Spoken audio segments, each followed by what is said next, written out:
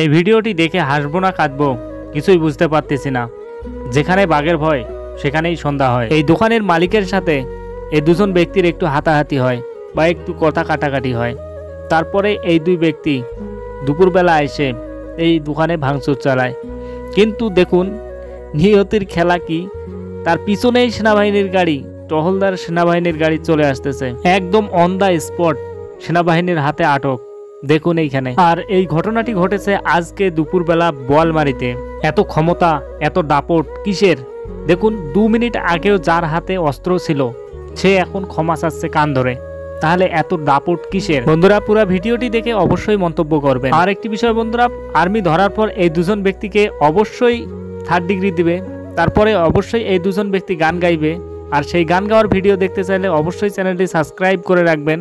Next পার্টে কিন্তু এই দুজন ব্যক্তির গান অবশ্যই চলে আসবে।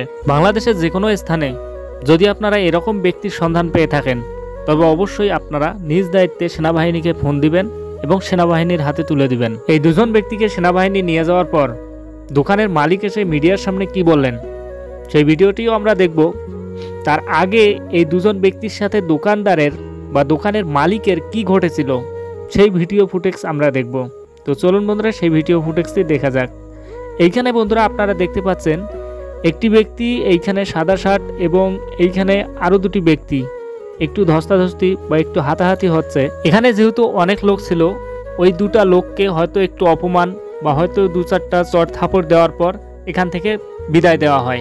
কিন্তু পরবর্তীতে দুপুরবেলা ফাঁকা সময়ে এসে তারা এইখানে যে কাহিনীগুলো করলো তা আপনারা সকলেই দেখেছেন।